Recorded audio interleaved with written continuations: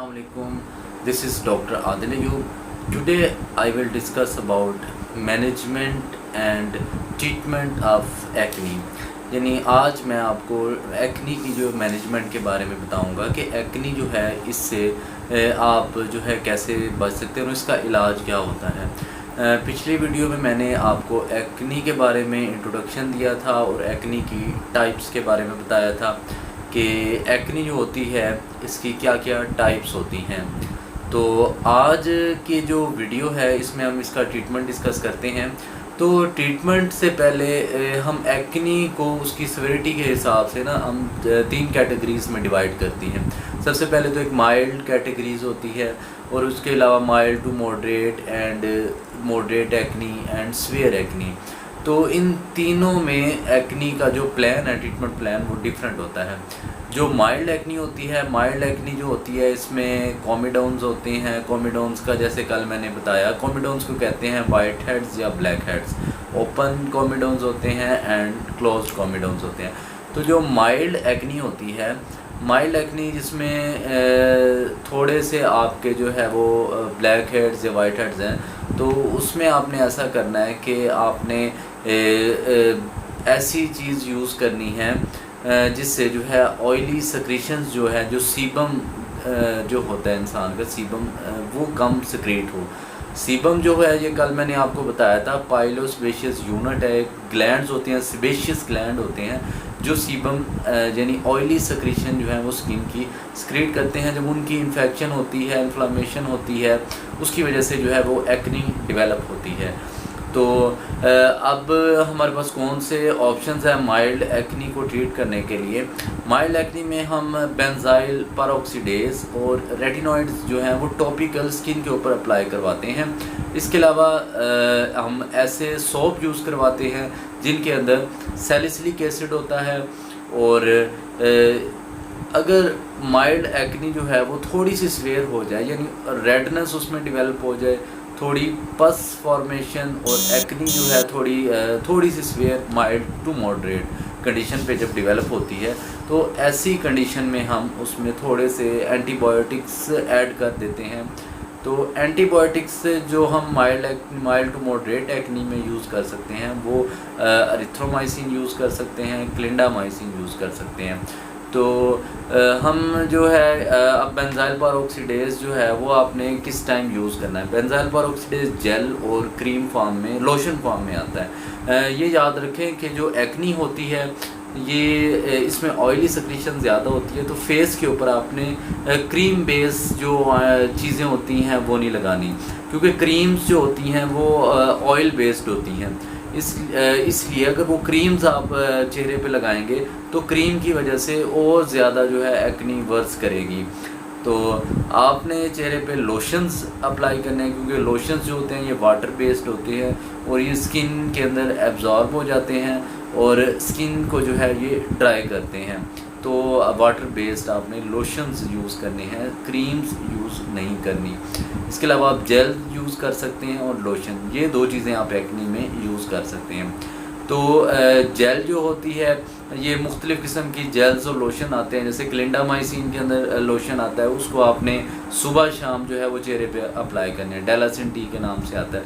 इसके अलावा benzyl peroxidase जो है ये आपने चेहरे पे लगाना है। डुएक क्रीम एक आती है जिसको आप अगर डेली आप अप्लाई करेंगे सुबह शाम, तो उससे आपकी एक्नी जो है वो ठीक हो सकती है। लेकिन मज़ीद ट्रीटमेंट प्लान्स के लिए आपको डॉक्टर से रिव्यू करना चाहिए। अभी जो माइल्ड एक्नी है उसका मैंने आपको ट्रीटमेंट बताया कि हम उसमें बेंजाइल पेरोक्सीडेज यूज़ कर सकते हैं, वो भी टॉपिकल स्किन के ऊपर अप्लाई करना है। और साथ में हम एंटीबायोटिक्स, जो टॉपिकल एंटीबायोटिक्स हैं, एरिथ्रोमाइसिन और उसके साथ हम क्लिंडामाइसिन, ये टॉपिकल जो स्किन के ऊपर लगा सकते हैं, ये हम माइल्ड टू मॉडरेट एक्नी के लिए यूज़ कर सकते हैं। अगर एक पेशेंट है उसकी एक्नी जो है वो मॉडरेट लेवल पे है और वो टॉपिकल ट्रीटमेंट से वो ट्रीट नहीं हो रही, तो टॉपिकल ट्रीटमेंट में 2 ऑप्शन मैंने बेंजाइल पेरोक्सीडेज और ये दूसरा ऑप्शन आपको बताया था एंटीबायोटिक्स। अगर इनसे ट्रीट नहीं होती तो हम उसमें ऐड करते हैं रेटिनॉइड्स। आइसोट्रिटिनोइन जो है वो टॉपिकल आइसोट्रिटिनोइन अप्लाई करवाते हैं। तो आइसोट्रिटिनोइन जो होती है ये स्किन सीबम जो है उसकी स्क्रीशन को कम करवाती है, इन्फ्लामेशन को कम करेगी। तो आइसोट्रिटिनोइन के डिफरेंट जो है वो मैकेनिज्म ऑफ एक्शंस होते हैं। तो आइसोट्रिटिनोइन जब हम स्किन के ऊपर अप्लाई करते हैं तो इसको आपने रात के टाइम अप्लाई करना है।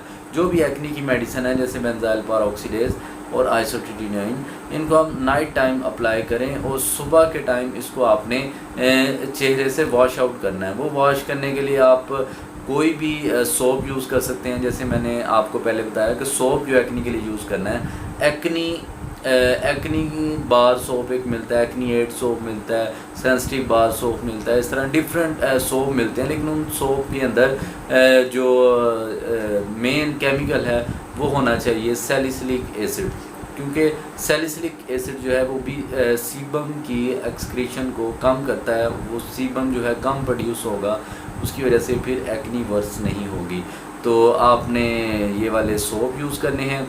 इसके अलावा आपने ऐसे करना है कि वो जो आइसोट्रिटिनोइन है वो रात को अप्लाई करनी है और सुबह के टाइम सोप के साथ आपने अपना मुंह धोना है। अगर सोप आप नहीं यूज़ कर सकते तो फेस वॉश ऐसा यूज़ करें जिसके अंदर सैलिसिलिक एसिड हो या बेंजाइल पेरोक्सीडेज जो है उसके अंदर फेस वॉश मिलते हैं। तो आपने ऐसे फेस वॉश यूज़ करने हैं जो स्क्रबिंग के लिए यूज़ होते हैं, एक्सफोलिएशन के लिए यूज़ होते हैं, यानी स्किन के अंदर से डेब्रिस और फ्री पार्टिकल जो रिमूव करवाते हैं। जो ऑयली स्किन के लिए फेस वॉश होते हैं वो आपने यूज़ करते हैं। तो ये तो ट्रीटमेंट है माइल्ड टू मॉडरेट एक्नी के लिए, जिसमें हम आइसोट्रिटिनोइन यूज़ करवाते हैं।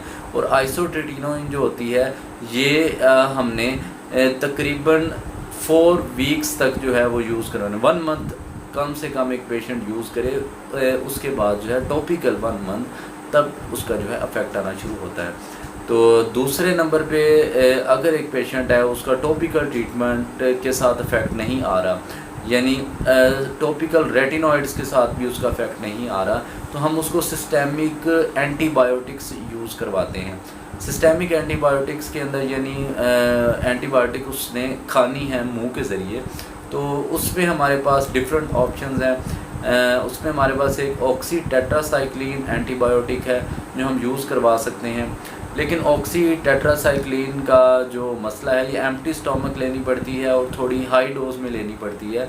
ये हमारे पास 500 mg के अंदर आती है, लेकिन इसकी जो डोज़ है एक्नी के लिए वो 1500 मिलीग्राम है, यानी 3 टैबलेट्स जो है ऑक्सी टेट्रासाइक्लिन की वो डेली आपने यूज़ करनी है। उसको आप डिवाइड करके ले लें, दिन में 3 बार 500 mg की टैबलेट ले लें और कम से कम ये 4 मंथ तक जो है ना ये ट्रीटमेंट आपने करना होता है। इसके साथ और इसको आपने एम्प्टी स्टमक लेना होता है। तो इसकी एडहेरेंस जो है ना पेशेंट्स में वो कम होती है, क्योंकि इसको इतने अरसे के लिए दिन में 3 टाइम डोज को जो है वो आपने लेना है। तो थोड़ा पेशेंट कंप्लायंस जो है इस ट्रीटमेंट में कम होती है, तो इस वजह से थोड़ा सा उसमें मसला था। इसके अलावा जो हमारे पास एंटीबायोटिक्स के ऑप्शन है वो है डॉक्सीसाइक्लिन हम यूज़ कर सकते हैं। डॉक्सीसाइक्लिन जो होती है वो 100 mg के अंदर आती है, तो वो हमने 1 डे जो है डॉक्सीसाइक्लिन वो यूज़ करनी है। वो भी 3 to 4 मंथ के लिए हमने डॉक्सीसाइक्लिन जो है वो यूज़ करवानी है। इसके साथ कुछ जैसे अजिथ्रोमाइसिन एक ऑप्शन हमारे पास है और अरिथ्रोमाइसिन, ये 2 ड्रग्स भी एक्नी के लिए यूज़ होती हैं। अजिथ्रोमाइसिन 250 mg ओडी के अंदर डेली वंस डोज के साथ हम यूज़ करवाते हैं पेशेंट्स के अंदर, या अल्टरनेट डे पे 1 टैबलेट जो है 250 mg की वो यूज़ होती है एज ए एक्नी के ट्रीटमेंट के अंदर, सिस्टेमिक ट्रीटमेंट के अंदर। तो ये ट्रीटमेंट है उसका। एंटीबायोटिक्स मैंने अभी आपको बताया कि कौन कौन सी एंटीबायोटिक हैं जो एक्नी के ट्रीटमेंट में हम यूज़ कर सकते हैं। इसके अलावा जो मैं आपको अभी बताऊंगा कि आइसोट्रिटिनोइन जो स्वेयर एक्नी है, कि इन सारे ट्रीटमेंट से अगर किसी को फ़र्क नहीं पड़ रहा तो हमारे पास एक जो सबसे बेस्ट ऑप्शन है वो है आइसोट्रिटिनोइन। आइसोट्रिटिनोइन ये एक ड्रग है, ये रेटिनॉइड बेस्ड ड्रग है, विटामिन ए डेरिवेटिव है। इसका जो फंक्शन जैसे मैंने पहले आपको बताया कि ये सीबम जो है उसकी एक्सक्रीशन को कम करती है और एज ए एंटीऑक्सीडेंट जो है रोल प्ले करती है। और उसके अलावा ये प्रोपियोनी बैक्टीरियम एक्नी जो बैक्टीरिया है जिसकी वजह से इन्फेक्शन होती है, उसकी इन्फेक्शन, उसकी क्लोनाइजेशन भी नहीं होने देती। और उसके अलावा स्किन डेब्रस जो ज़्यादा प्रोड्यूस होता है उस एरिया में, स्किन के एरिया में, वो भी ज़्यादा प्रोड्यूस नहीं होता। लेकिन इसका जो एक जो बेनिफिट है हमें वो ये है कि जब सीबम कम प्रोड्यूस होगा तो स्किन ड्राई होगी। लेकिन कुछ पेशेंट्स के अंदर स्किन जो है वो ज़्यादा ड्राई भी हो सकती है। तो जब ज़्यादा ड्राई हो तो उसके लिए आपने परेशान नहीं होना। तो ये इसका जो ट्रीटमेंट है उसमें ये करते हैं कि आइसोट्रेटिनोइन के कैप्सूल्स आते हैं, वो हमने 2.5 to 1 mg पर kg बॉडी वेट के हिसाब से जो है वो यूज़ करवाने हैं। यानी अगर किसी का बॉडी वेट 60 है तो अगर 0.5 डोज से हम लोएस्ट डोज अगर शुरू करवाते हैं तो वो उसकी डोज 30 mg बनेगी, या 40 mg अगर आप 1 mg पे करें तो 60 kg वेट पे आप 3 कैप्सूल पर डे आपने यूज़ करवाने हैं। और ये इसका ट्रीटमेंट जो होता है वो 4 मंथ के लिए आपने इसका ट्रीटमेंट कंटिन्यू करना होता है। और इसमें आपने ये नहीं करना कि कुछ दिन टैबलेट्स नहीं हैं, कुछ दिन नहीं ली, तो इससे भी जो है वो रिलैप्स आता है। तो इसके अंदर इसकी जो स्पेशल प्रिकॉशन है वो मैं आपको बता दूं। जो रेटिनॉइड्स हैं इनकी वजह से फ़ोटो सेंसिटिविटी भी होती है, तो आपने धूप में जो है वो कम निकलना है। दूसरे नंबर पे जो अनमैरिड फीमेल है वो इसको यूज़ कर सकती है। लेकिन अगर कोई मैरिड फीमेल इसको यूज़ करना चाहती है तो एक्नी का जो ट्रीटमेंट है 4 मंथ तो इसका आपने कोर्स करना है। लेकिन जब आपने इसको ट्रीटमेंट को छोड़ना है उससे 2 मंथ तक आपने कोई प्रेगनेंसी प्लान नहीं करनी, क्योंकि ये ट्रेटोजेनिक है। यानी ये जो बेबी या फीटस आपका बच्चा पैदा होगा उसके अंदर बहुत सारे मसाइल जो है ये पैदा कर सकती है। यानी कि दिल के मसले उसके अंदर हो सकते हैं, दिमागी तौर पे बच्चा जो है वो एबनॉर्मल पैदा हो सकता है। तो एबनॉर्मल बच्चा जो है इसकी वजह से पैदा हो सकता है। तो आपने ये बहुत जो है एडवाइस करना है, जिसने भी ये यूज़ करनी है उसने डॉक्टर के मशवरे के बगैर जो है ना वो यूज़ आइसोट्रेटिनोइन को नहीं करना। इसके साथ हम एड ऑन थेरापी के साथ हम आइसोट्रेटिनोइन के अलावा हम एंटीहिस्टामिन यूज़ करवाते हैं, यानी सिट्रिजीन, क्लोरफेनिरामिन, ये वाली टैबलेट्स एंटीहिस्टामिन जो इचिंग को कम करने के लिए भी हम कुछ दिन के लिए यूज़ करवाते हैं। लेकिन बाज़ दफ़ा ऐसा होता है कि एक्नी बहुत सीवियर होती है, जैसे acne vulgaris, cystic acne, nodular acne. जैसे मैंने एक्नी फुलमिनेंस पहले आपको बताया था पिछली वीडियो में। एक्नी फुलमिनेंस एक्नी जो एक्नी की एक सीवियर फॉर्म है उसके अंदर हम सिस्टेमिक स्टीरॉयड भी यूज़ करवाते हैं।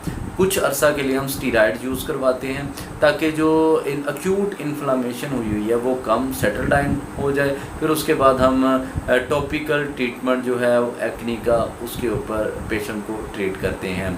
तो ये सारा मैंने आपको माइल्ड, मॉडरेट और सीवियर एक्नी का बताया। इसके अलावा एक्नी जो है इसका एक और ट्रीटमेंट है। अगर वुमेंस के अंदर, फीमेल के अंदर जो एक्नी होती है मोस्टली उनमें कुछ हार्मोनल डिस्टर्बेंस होती हैं।